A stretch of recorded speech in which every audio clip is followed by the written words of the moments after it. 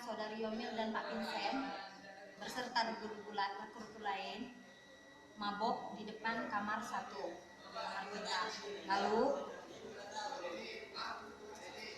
saya melihat Saudari Winda menyerahkan uang 300.000 kepada Saudara Yomil. Lalu nggak lama kemudian saudara Yomil datang membawa sepaket sabu-sabu dan sama dot, diserahkan kepada Saudari Winda.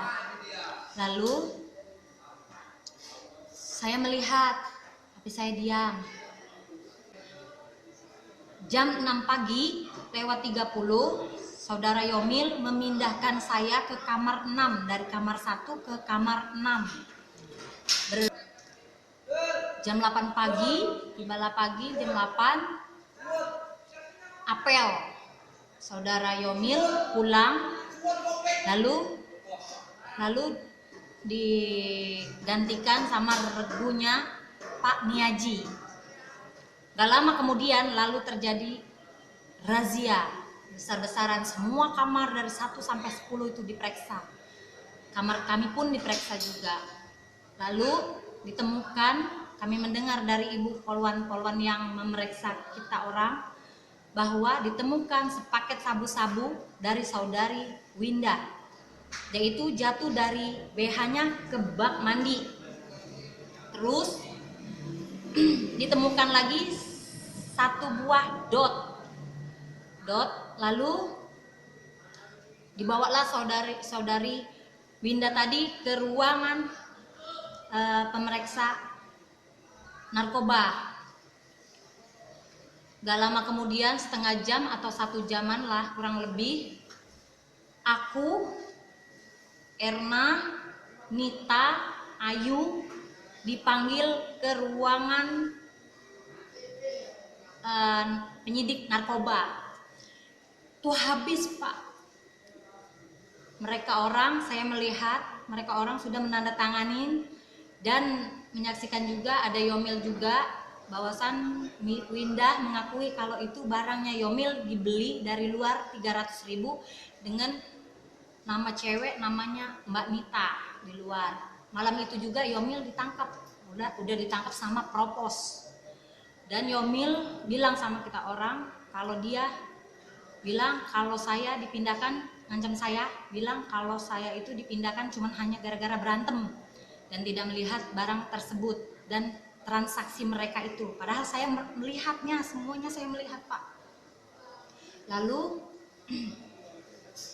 Lalu aku berlima itu dipisahkan kamar dan saya dipukulin sama saudara propos Ipan, diinjak-injak kaki saya dan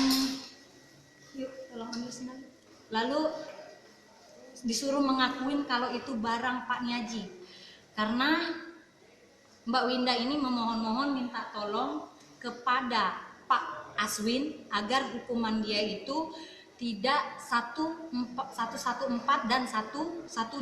Dia maunya 127. Lalu malam-malam hari saya diperiksa sama Pak Aswin, ditampar, dipukul, dipaksa harus mengikutin dan dipaksa mengikutin semua apa yang mereka itu.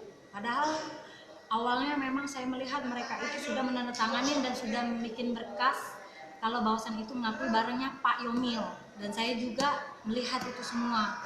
Tetapi saya juga dipaksa, harus kita berlima ini dipaksa bahwasan harus dipastikan itu barangnya Pak Niaji. Sampai saya ditampar sama penyidik itu Pak Aswin, dan saya disuruh gigit sendal, Pak. Begini caranya, sakit banget, Pak.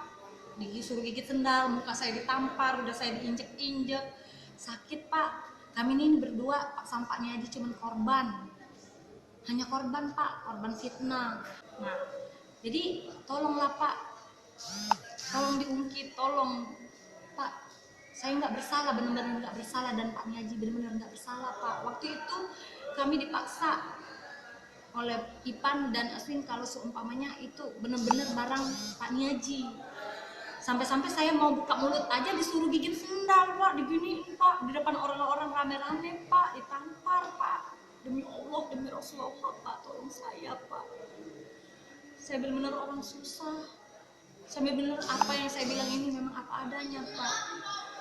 Dan aneh